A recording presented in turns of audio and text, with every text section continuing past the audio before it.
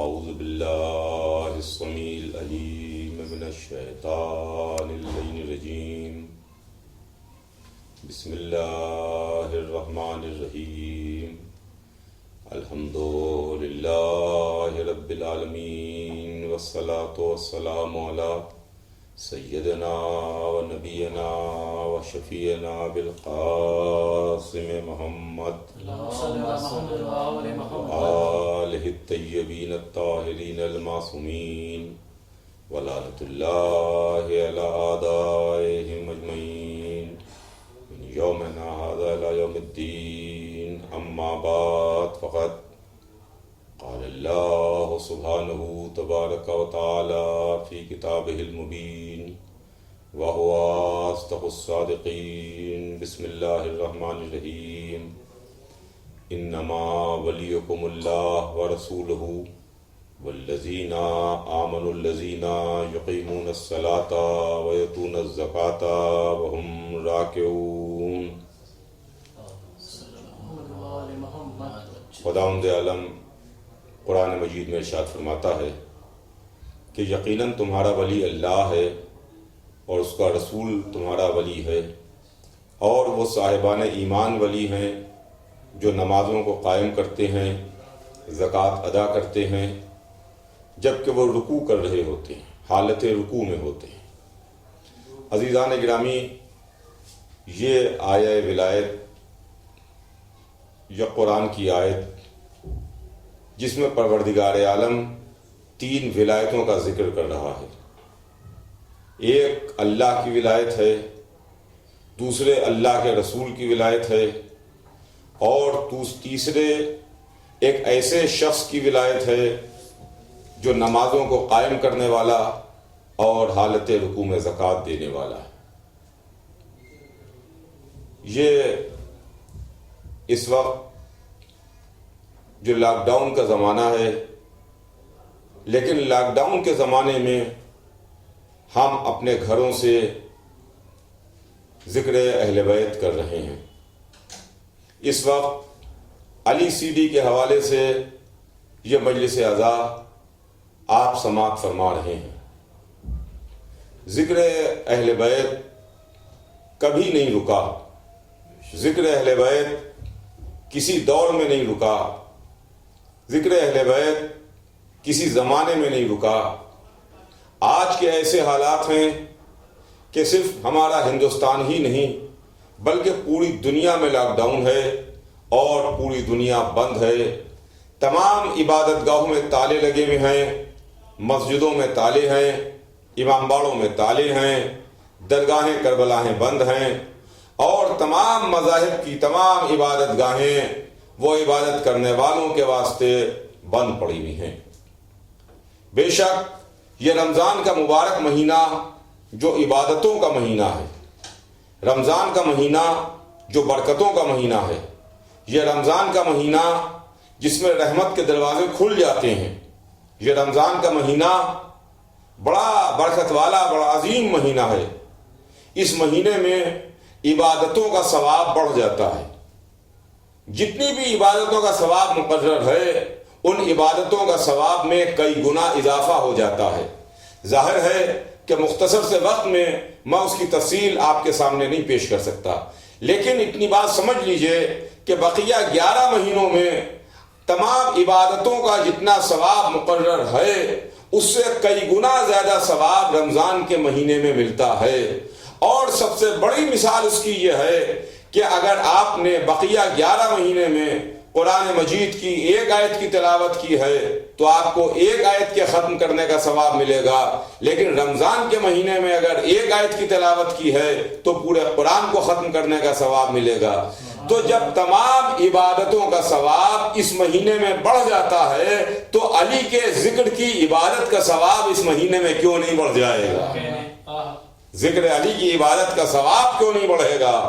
تو وہ علی جو ولی بھی ہے، جو مولا بھی ہے، جو امام بھی ہے، جو مشکل کشا بھی ہے، جو عابد بھی ہے، جو زاہد بھی ہے، جو خطیب بھی ہے، کیا کیا صفتیں اس کی بیان کی جائیں، وہ ولی بھی ہے۔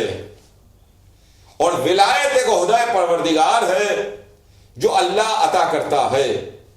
ولی ہم آپ نہیں بناتے، ولی ان کے ماننے والے مرید نہیں بناتے. وہ اور ولی ہوں گے جو مریدوں کے بنانے پر بنتے ہیں. علی وہ ہیں کہ جو اللہ کی طرف سے بن کے آئے ہیں. خلیفہ بھی اللہ نے بنایا ہے، امام بھی اللہ نے بنایا ہے، ولی بھی اللہ نے بنایا ہے. ولی بھی اللہ ہی نے بنایا ہے. اس لیے کہ اللہ جو عہدے عطا کرتا ہے، عطا کردہ جو اللہ کے عہدے ہیں ان کی تعداد صرف اور صرف 5 ہے. 5 الہی عہدے ہیں جس میں نبوت، رسالت، خلافت، امامت اور ولایت، یہ 5 اللہ کی طرف سے عہدے ہیں کہ جو اللہ کے خاص بندوں کو عطا ہوتے ہیں. اس میں رسالت ایک عہدہ ہے، نبوت ایک عہدہ ہے، خلافت ایک عہدہ ہے، امامت ایک عہدہ ہے اور ولایت ایک عہدہ ہے.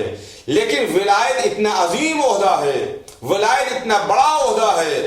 ولایت کی شان یہ آپ اس طرح ملاحظہ فرمائیے کہ 5 میں 4 عہدے بندوں کے اوپر زیب دیتے ہیں، اللہ پر زیب نہیں دیتے.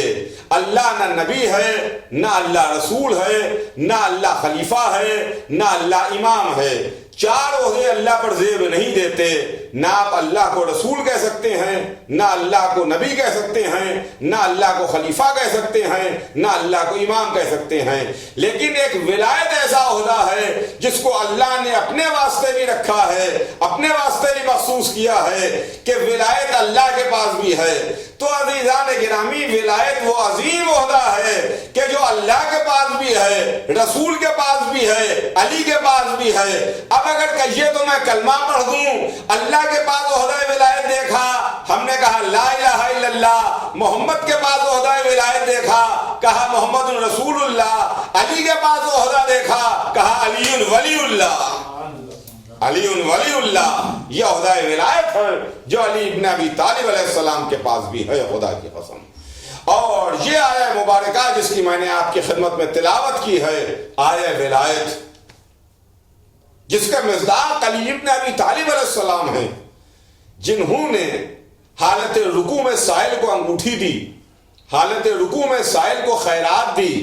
لیکن علی جو اللہ کی راہ میں عطا کرتے تھے، جو اللہ کی راہ محبت میں اللہ کے واسطے عطا کرتے تھے، دیتے تھے، تو علی کے دل میں نہ اس بات کی آرزو تھی، نہ اس بات کی خواہش تھی، نہ اس بات کی تمنا تھی کہ ان کے واسطے رسول کوئی مدح میں حدیث ارشاد فرمائیں، ان کے لیے قرآن میں کوئی آیت آ جائے، ان کے واسطے مدح میں کوئی سورہ آ جائے. علی کے واسطے علی کو اس کی کوئی پرواہ نہیں تھی کہ علی آیت کی تمنا میں، علی سورے کی لالچ میں، علی میں قرآن میں نام آ جائے، ذکر آ جائے، اس کی آرزو میں، مدح میں رسول حدیث ارشاد فرما دیں، اس کی لالچ میں کوئی عمل انجام دیں. علی تو فی سبیل اللہ، اللہ کی محبت میں، اللہ کی خوشنودگی میں خیرات دیتے تھے، عمل انجام دیتے تھے.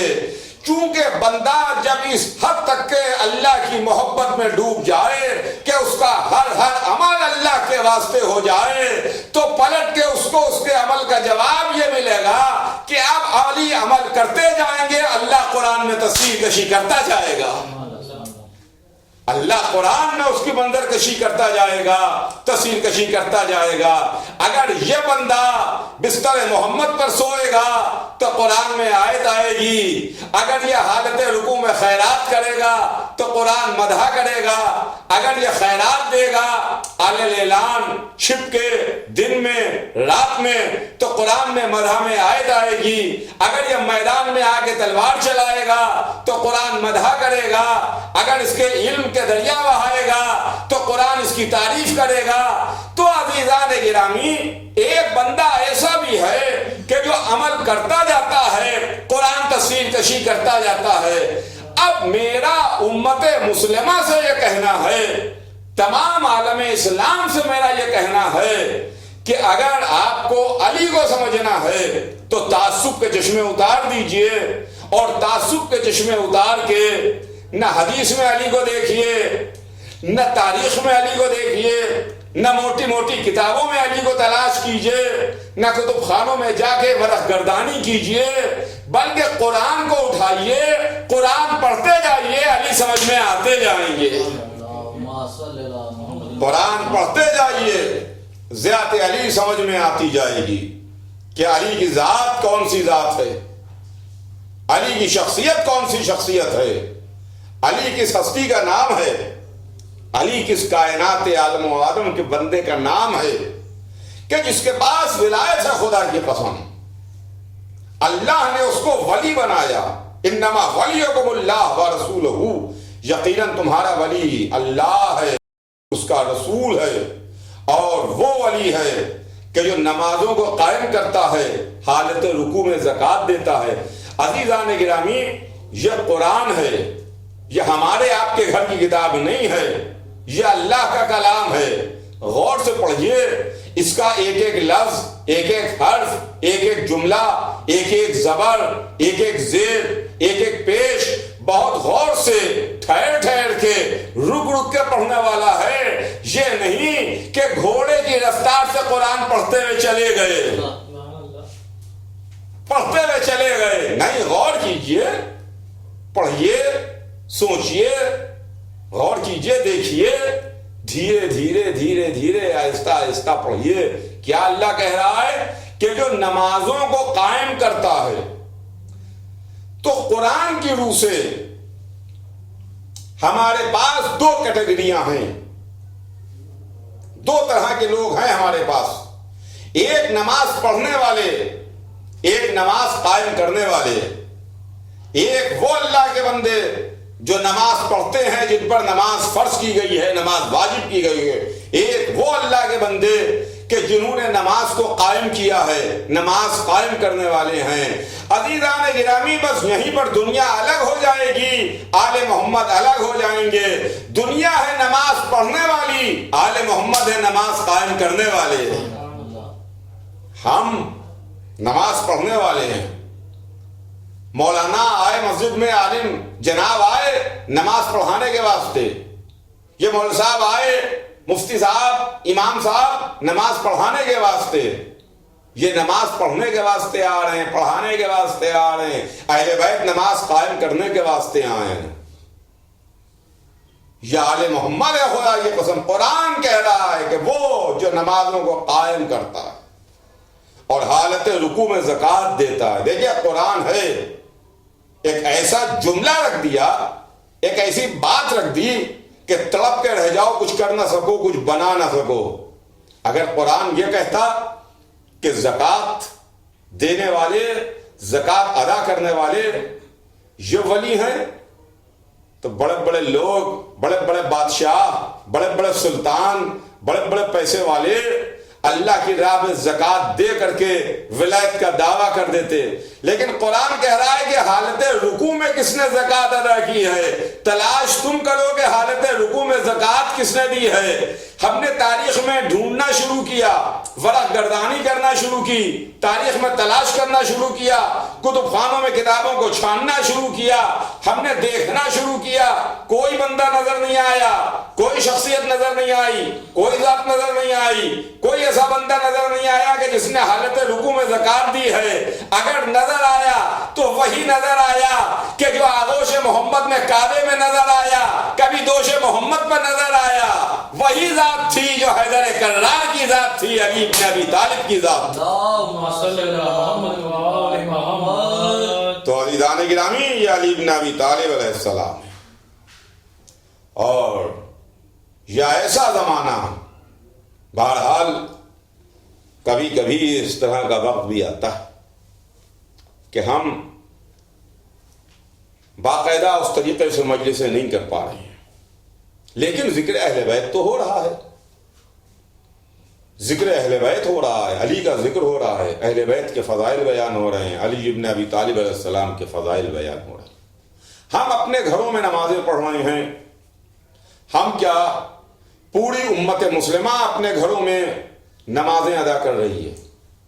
مسجدوں میں تالے لگے ہوئے ہیں، مسجدیں بند ہیں، ہم مسجد میں نہیں جا سکتے، مسجد میں نماز نہیں ادا کر سکتے۔ خیر چلیے ہم اپنی بات تو نہیں کرتے، اس لیے کہ ہماری تو بات ہی الگ ہے. ہم کو اکثر مسلمان اسلام میں کنسیڈر ہی کہا کرتے ہیں. ہم کو اکثر ہمارے بڑے بھائی اسلام میں کنسیڈر ہی کہا کرتے ہیں. لیکن میرا ایک سوال ہے، میں اس وقت علی سیڈی کے حوالے سے ایک بات پوچھنا چاہتا ہوں اور کہنا چاہتا ہوں تمام امت مسلمہ سے، اور وہ بات یہ ہے کہ رمضان کا زمانہ ہے، ماہ مبارک رمضان ہے، بہار قرآن کا مہینہ ہے. میرا امت مسلمہ سے ایک سوال ہے کہ بھائی مسلمانوں، وہ نماز جو ڈوبتے ہوئے شخص پر بھی ساخط نہیں ہے،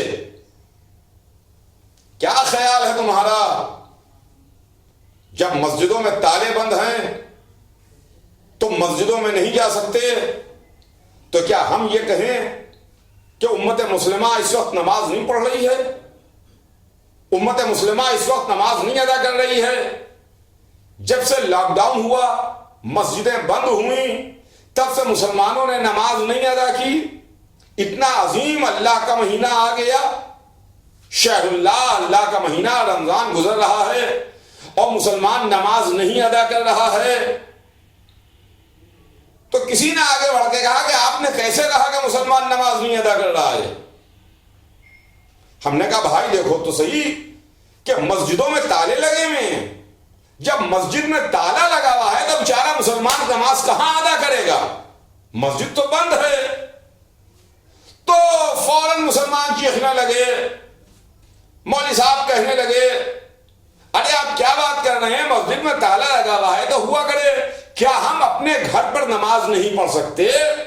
ہم اپنے گھر پر نماز ادا کرتے ہیں، صبح کی نماز اپنے گھر پر ادا کرتے ہیں، ظہر کی نماز اپنے گھر پر ادا کرتے ہیں، مغرب و عشاء کی نمازیں ہم اپنے گھر پر ادا کرتے ہیں، تمام نوافل اپنے گھر پر ادا کرتے ہیں، نمازیں اپنے گھر پر ادا کر رہے ہیں. اگر ہم مسجد میں نہیں جا سکتے، مسجد میں دروازے بند ہیں، حالات کی خرابی کی وجہ سے مسجد میں تالے لگے ہیں، حالات کی خرابی کی وجہ سے ہم مسجد نہیں جا سکتے، تو ہم اپنے گھروں میں نماز ادا کر رہے ہیں، مگر نماز تو ادا ہو رہی ہے. ہم نے کہا جھک کے سلام کیا، ہم نے کہا اما ہمارے لیے تو تم 1400 برس سے کہتے ہو کہ یہ شیعہ نماز نہیں پڑھتے، یہ مسجدوں میں نہیں آتے، یہ مسجدوں میں نہیں آتے. ہم کیا بتائیں، زمانہ ہمارے لیے سازگار نہیں تھا. بنی امیہ کا دور تھا، بنی عباس کا دور تھا، ترک و تاتار کا زمانہ تھا، مغل سلاطین کا زمانہ تھا، ہماری جانوں کا خطرہ تھا. اگر ہم اوپن میں مسجد میں جا کے ہاتھ کھول کے جعفری فقہ کے حساب سے ہم نماز پڑھتے تو ہم قتل کر دیے جاتے. لہذا ہم نے اپنے گھروں پر نماز پڑھی، مسجدوں میں ہماری جان کو خطرہ تھا، لہذا ہم نے اپنے گھروں میں نماز پڑھی. بس یہی کہنا تو ہمارا بھی ہے، جس طرح سے 1400 برس سے آج ہم اپنے گھر میں نماز پڑھ رہے ہیں، اسی طرح تو امت مسلمہ کرونا وائرس کی وجہ سے اپنے گھروں میں نماز پڑھ رہی ہے. اب نہ کہنا کہ یہ شیعہ نماز نہیں پڑھتے، ہم ویسے ہی نماز پڑھتے ہیں جیسے آپ امت مسلمہ اپنے گھروں میں نماز پڑھ رہی ہے، جیسے آپ اپنے گھروں میں نماز آج پڑھ رہے ہیں، ہم 1400 برس سے پڑھ رہے ہیں. آپ کرونا کی وجہ سے اپنے گھر میں نماز پڑھ رہے ہیں، ہم ظلم بنی امیہ اور بنی عباس کی وجہ سے اپنے گھروں میں نماز پڑھ رہے تھے. ہم ان مظالم کی وجہ سے اپنے گھروں میں نمازیں پڑھ رہے تھے. ہمارے ہی راستے کو پر آج دنیا پلٹ کے آئی کہ نہیں آئی؟ زمانہ آج ہمارے ہی راستے پر آیا کہ نہیں آیا؟ وہ بنی امیہ کا دور، وہ بنی عباس کا زمانہ، وہ ظالم بادشاہوں کے زمانے ہیں جہاں دوست سے، بھائی سے، عزیز سے، رشتہ دار سے اپنا عقیدہ چھپا رہا تھا، اپنا ایمان چھپا رہا تھا. لوگ نام علی رکھنا گوارا نہیں کرتے تھے کہ اگر علی کا نام رکھیں، اولاد علی کا نام رکھیں تو فوراً قتل کر دیے جائیں گے، سولی دے دی جائے گی، پھانسی دے دی جائے گی. اس واسطے نام نہیں رکھتے تھے، اپنا ایمان، اپنا عقیدہ چھپاتے تھے، گھروں میں رہتے تھے، گھروں میں نمازیں ادا ہوتی تھیں. آپ ہماری تاریخ تو دیکھیے، آپ ہماری تاریخ تو اٹھا کے پڑھیے کہ شیعوں کی تاریخ کیا رہی ہے، شیعوں کی ہسٹری کیا رہی ہے. ورنہ اگر کسی دکھیا ماں سے کیا گیا وعدہ نہ ہوتا، اگر ہمارا امام زندہ نہ ہوتا تو نہ جانے کب کے ہم ختم کر دیے گئے ہوتے. لیکن یہ بھی معجزہ ہے کہ زمانہ ختم ہوتا چلا گیا، ہم آج بھی زندہ ہیں، آج بھی موجود ہیں، اور پوری دنیا میں موجود ہیں، پورے زمانے میں موجود ہیں. آج ہر طرف علی علی ہو رہا ہے، آج ہر طرف علی علی ہے. بس عزیزان گرامی، یہ علی کا کہ غم کا زمانہ ہے. یہ رمضان کا مہینہ، اس رمضان کے مہینے میں، اللہ کے مہینے میں، عبادت کے مہینے میں ایک عبادت گزار کو مسجد میں شہید کیا گیا. ایک عبادت گزار کے سر پر مسجد میں زہر سے ڈوبی ہوئی تلوار پر وار کیا گیا. علی ابن ابی طالب علیہ السلام نماز پڑھ رہے تھے، پہلی رکعت کا دوسرا سجدہ تھا کہ خدا لعنت کرے ابن ملجم مرادی ملعون پر جس نے علی کے سر پر وار کیا. عزیزوں، آج کی صبح علی کے سر پر وار ہوا، مسجد کی قندیلیں آپس میں ٹکرا ٹکرا کے گل ہو گئیں. جبرائیل نے نوحہ پڑھنا شروع کر دیا، قد لتحدمت واللہ ارکان الہدی قد قتل امیر المومنین، قسم خدا کی ارکان ہدایت منہدم کر دیے گئے، امیر المومنین علی شہید کر دیے گئے. یہ آج ہی کی صبح کو علی جبرائیل کا نوحہ تھا، جبرائیل کا نوحہ آج ہی کی صبح کو تھا. میں کہوں گا جبرائیل، کل تم نے عرش سے علی کی مدح میں قصیدہ پڑھا تھا، آج علی کے غم میں شعر پڑھ رہے ہو، مرثیہ پڑھ رہے ہو. کل تم یہ کہتے ہوئے آئے تھے کہ لا فتح الا علی لا سیف الا ذو الفقار، آج تم کہہ رہے ہو قد قتل امیر المومنین، امیر المومنین قتل کر دیے گئے، امیر المومنین شہید کر دیے گئے.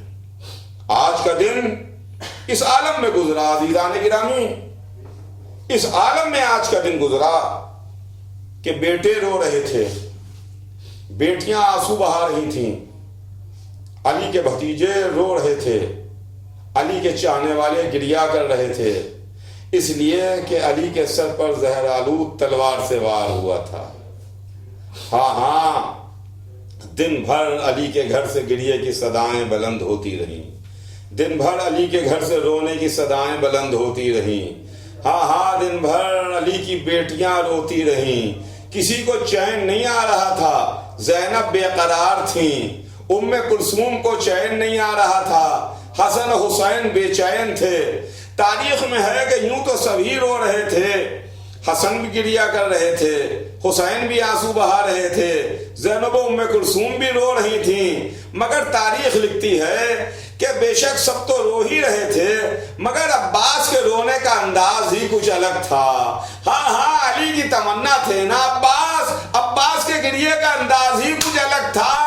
عباس ماتم کر رہے تھے، عباس کی آنکھوں سے آنسو تھم نہیں رہا تھا. ہاں عزیزان گرامی، گریا کر لیجئے، آنسو بہا لیجئے، رو لیجئے.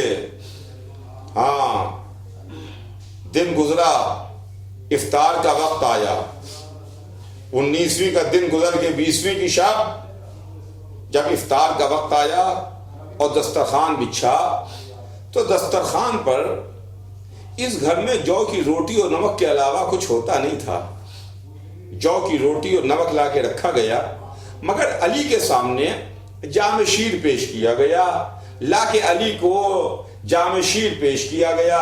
مولا علی نے جام شیر دیکھا اور دیکھنے کے بعد اپنے بیٹے حسن سے کہا، میرے لال ایسا ہی ایک جام میرے قاتل کو جا کے دیا جائے، میرے لال ایسا ہی ایک جام میرے قاتل کو دے دو. میں کہوں گا یا علی، ایسا رحم دل، ایسا کریم آپ ہی کو دیکھا ہے کہ جو اپنے قاتل کے واسطے بھی ویسے ہی جام بھجوا رہا ہے جیسا آپ کے سامنے آیا. کہا میرے لال جا کے میرے قاتل کو، ابن ملجم کو ایسے ہی جام پیش کیا جائے. میں کہوں گا یا علی، کوفے والوں سے وصیت کرتے جائیے، آج آپ نے اپنے قاتل کو جام دیجیے گا کل کربلا میں حسین علی اصغر کے واسطے جب پانی مانگے تو کوئی بڑھ کے علی اصغر کے گلے میں چند قطرے آپ کے ٹپکا دے۔ ہاں عزیزان گرامی، مولا علی جنہوں نے اپنے قاتل کے واسطے فرمایا کہ میرے لال میرے قاتل کو بھی ایسے ہی جام شیر جا کے پیش کیا جائے، قاتل کو بھی ویسے ہی جام شیر پیش کیا گیا۔ ہاں اس طریقے سے دن گزرا ہے، اس طریقے سے شب تمام ہوئی ہے، اور اسی کے ساتھ ساتھ علی نے وصیتیں بھی کرنا شروع کر دیں۔ علی نے یہ فرمایا کہ سنو میرے بچوں، میں کل تمہارا ساتھی تھا، آج تمہارے واسطے عبرت ہوں، کل تمہارے درمیان سے اٹھ جاؤں گا، کل تمہارے درمیان سے چلا جاؤں گا۔ ہائے زینب نے کیسے سنا ہوگا، ہائے ام کلثوم نے کیسے سنا ہوگا، ہائے علی کی اولادوں نے کیسے سنا ہوگا کہ علی دنیا سے سدھار جائیں گے۔ میں کہوں گا یا علی، آج آپ کے جانے کے بعد یہ بھائی بہن خود ایک دوسرے کو تسلی دے دیں گے، ایک دوسرے کو خود سمجھا دیں گے۔ زینب کو حسین سہارا دے دیں گے، ام کلثوم کو حسن سمجھا دیں گے، ایک بھائی دوسرے بھائی کو گلے لگ کے سمجھا دے گا۔ مگر یا علی کربلا میں آئیے، یا علی کربلا میں آئیے، جہاں حسین لاشوں پر لاشیں لا رہے ہیں۔ جب حسین شہید ہوئے تو بجائے اس کے کوئی تعزیت دیتا، زینب کے سر سے چادر چھین، سکینہ کے کانوں سے گوشوارے چھنے، سید سجاد کا بستر چھنا، خیموں میں آگ لگی، واہ حسینہ واہ مظلومہ کی صدایں۔